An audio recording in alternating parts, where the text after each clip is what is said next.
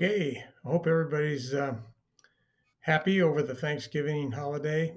And I got a note during that time from a gal who said, Ken, you never answer the question, um, why does it not seem satisfying when we talk about how sin came into the world and the original sin of Adam and why it doesn't seem fair?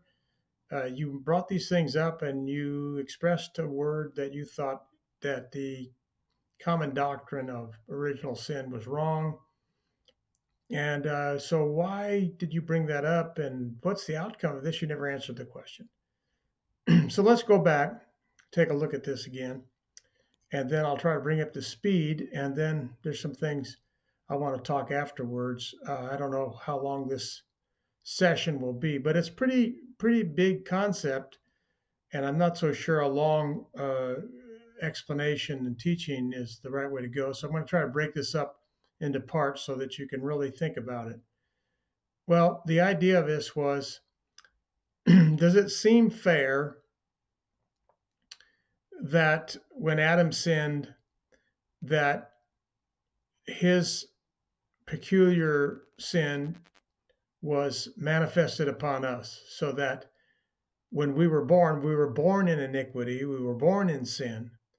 It just doesn't seem fair that this guy Adam, we're all Ben Adam, sons of Adam, that his particular and crucial decision to follow his wife into the transgression of eating from the tree of the knowledge of good and evil, which is also another kind of iconic picture of that's persisted down through time, really doesn't seem to help us come to grips with this issue that's upon all of us, because all of us are going to die. I mean, that's just the facts. I'm 74 and I don't know how many years I have left, but everyone listening to this is going to die, physically die. So how does this work, and why did this come about this way, and how are we to understand this so that we can come to grips with the totality of this particular problem that's come upon us, not only us, but the whole animal kingdom, the whole world. Everything in this world dies. And this is the result of Adam's sin? Really? This is what's come upon the whole world because Adam decided to follow his wife. And so we're all perplexed with this whole thing that the Bible calls the agony of death. The agony of death. God doesn't like death. That's the good news. And that's, of course, what he came to fix. But how did this all come about, and how are we to understand this in a way that isn't so Goldilocks and the Three Bears idea of this thing? It's got to be deeper than just, well, they ate from a tree and that's too bad. Don't question it, just accept it. And of course, that's what the modern teachers teach, or at least they have for the last couple thousand years. You're not to question why. You're just called to obey and shut up. God isn't interested in telling you. Well, I got to tell you, I think God is interested in telling us. It says, he who spared not his own son, Jesus, but delivered him up for us all, how will he not with him freely give us all things? Now, people say, well, good, I can pray for a new car or a Mercedes or a new house. He'll freely give it to me.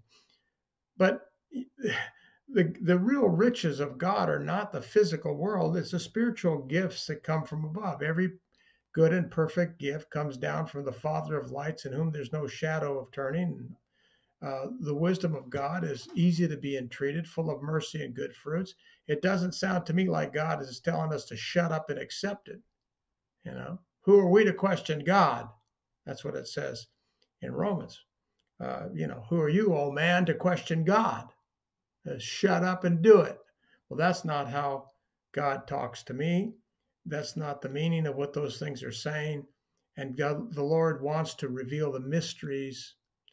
Mysterion is the Greek word for mysteries to be revealed. And it's not as though there's some things we're just not supposed to know. Jesus said, there's many things I want to tell you, but you can't endure them right now. He also said through Paul, You look at things outwardly. There's many things that you can't hear because you're so carnal. And it's not because God's mad or that he's trying to hold back. It's just that we're not in a place where we can hear it. In fact, if you go to one of the times when Jesus was with his disciples, he said, "Unless you eat my flesh and drink my blood, you have no part with me." And many left. Many left. He was cutting down the squad. There's just too many people, and they were there for the wrong reasons. And so he said something very difficult for anybody to hear. "You want us to be cannibals, Lord?" And they didn't understand. So he changed the whole concept of communion, which formerly was, to keep the Passover of the Jews. He changed it to the bread, which was a representation of his flesh, which is the word of God, and the blood, which cleanses us from sin, so we can be in a place where we can hear from the Lord. Do this often in remembrance of me. And that's important because we have to maintain our walk before God, because we're still here in the physical body that is prone to sin. But let's get back to what we were talking about. When you look at all of the scriptures, not just one and doctrine off one, but off the whole counsel of the scripture, you find that sin entered the world through Adam. In other words, he wasn't the originator of sin. He and Eve didn't start this whole thing. He was just the doorway through which sin came into the world. So that's a different way of looking at how sin started and how we're to understand it on this planet. It entered through Adam, but it happened somewhere else. And where was that? It happened in the great war in heaven amongst the messengers, or angels, as they're called in the Bible, commonly called angels.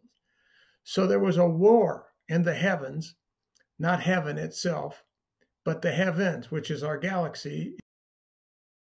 And as a result of that, it says in Romans chapter 8, the whole creation was then subjected to vanity, or time, a temporary time condition. So this is the problem that took place in the heavens before there was even an Adam and Eve. So sin commenced amongst the angels, and then the world was subjected to vanity. So we readjust our concept of original sin. It didn't start with Adam. It entered the world through Adam, but it happened outside of this earthly domain. It happened in the heavens amongst the messengers, and as a result of that, it came into this world through Adam. He was the one that opened the door for it to come into this world. And so death passed upon all men. But we find too that in the book of Corinthians, it says, even to those who did not commit the sin of Adam. Because ministers will say, well, you were in the seed or the loins of Adam, and so you would have done it anyway. You would have committed the same sin. And I'm saying that's crazy, because how could you say what I would do, since I have been given free will? And how do you know what I would have chosen? A minister says that. They all say that because they don't know how to explain the reality that sin entered through Adam, and it passed upon us because we are in Adam, and yet we still had free choice, so we did not commit the sin of Adam. So the proverb comes to light where it says, people say, well, the fathers eat sour grapes and the children's teeth are set on edge. In other words, because of our fathers, what they decide affects us. And so therefore, it goes on to say, but don't let this proverb be spoken anymore in the land, because everyone will be judged for his own merits. Yet it still does not answer the question, how did this all come about so that it passed upon us and we're born in iniquity, born in such a way that we can't even not sin? It's like it's our nature to sin. That's why the law was given, to explain to us that we're in a condition that's hopeless. It's hopeless. You can't get out of it. It's in your flesh. It's in your body. And so Jesus says, you got to be born again. We have to have a different kind of a birth. We have to have another shot at this. And that shot is to have our spirit ignited, so that we have on the outer man, the flesh, the inner man, the life of Jesus comes into us and our spirit is born again or anew. And so if it's got to be born again, did it exist before? Now that's quite a question, because we find that Jesus comes on and says to the apostate Jews, and ministers are afraid of this one. They'll say I'm a Mormon or something, but Christian ministers will say this. But Jesus is speaking to the Sanhedrin, which were the Pharisees and Sadducees, and they were going to kill him. And he said, well, for what good work are you killing me? They said, not for a good work, but because you said you are the Son of God, making yourself equal with God. Therefore, that's blasphemy. Therefore, we're killing you. And Jesus says to them, well, it is written in your law, and it cannot be changed. Have not I said ye are gods? Or the word is Elohim. Elohim is a plural word for many gods, and it's used in firstly in Genesis. And I want to talk about that in depth later, but for the moment, he's trying to point something out to these guys that want to kill him, that there's something different than what they think they are. But he goes on to say in the Psalms, but you will die as mere men. So there's a warning there if we don't come to grips with our true identity. And we can't hardly come to grips with that when we're still in a physical body, because the flesh wars against the spirit, and the spirit against the flesh. And we have this real predicament we're living through here in this life, having to deal with it daily, every day. It's a discipline. And I want to get into all that in more detail in the next. But the most important thing to understand is that sin entered the world through Adam. It did not originate with Adam. And that is a phenomenal insight into the beginning of an understanding of our terrestrial existence. So I'll get with you again next time.